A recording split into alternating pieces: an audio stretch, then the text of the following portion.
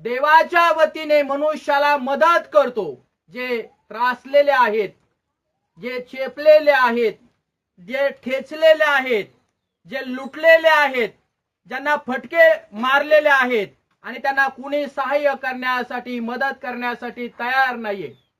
पण आपण देवाचे लोक या नात्याने त्या लोकांना त्या खड्ड्यातून, त्या पापातून, त्या घाणीतून बाहेर काढण्यासाठी तुम्ही आणि मी मदतीला उभा राहिलं पाहिजे. मला सगळेजण आमेन.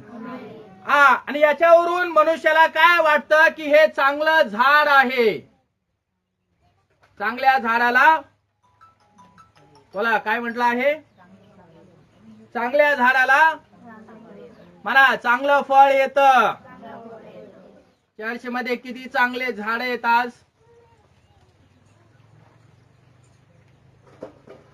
प्रभू पारख करतो. झाड चांगलं असतं पण फळ पण किडके येतात. असे पण झाड आहेत ना. झाडाचे अनेक प्रकार आहे. बाहेरून दिसायला एकदम सुंदर दिसतं, चांगलं दिसतं. आपण म्हणतो काय आंबा आलाय, बापरे बापरे. परंतु फोडला आंबा तर सगळा त्याच्यात बदा बदा बदा बदा आळ्या असतात. आध्यात्मिक जीवनामध्ये आपलं जीवन आपण पारखणं फार महत्वाचं आणि फार गरजेचं आहे. येशू मसीह की. मी जर प्रभू येशू ख्रिस्तावर विश्वास ठेवून जीवन जगत आहे तर माझं कर्तव्य आहे की माझ्या जीवनातून चांगलं ते बाहेर पडलं पाहिजे. म्हणा सगळेजण आमेन. मी चांगलं झाड बांधणार. लोकांनी माझ्याकडे चांगल्या नजरेने पाहणं गरजेचं आहे. हालेलुया. माझ्या जीवनाविषयी चांगलं बोलणं गरजेचं आहे. माझ्या जीवनाविषयी चांगली साक्ष देणं गरजेचं आहे. कारण मी ख्रिस्तामध्ये एक चांगलं काम करणारं झाड आहे.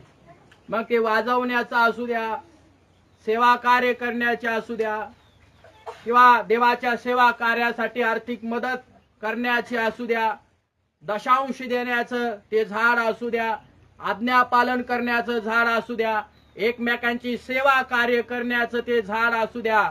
झाडाला नेहमी सवय पाहिजे की मला चांगलं करायचं आहे. येशू मसीह की. चांगलं करणारा ओळखला जातो. येशू मसीह की. म्हणून तुम्ही आणि मी देवराज्यामध्ये जीवन जगत असताना दुसऱ्यांना मदत करणं तुमचं आणि माझं कर्तव्य आहे.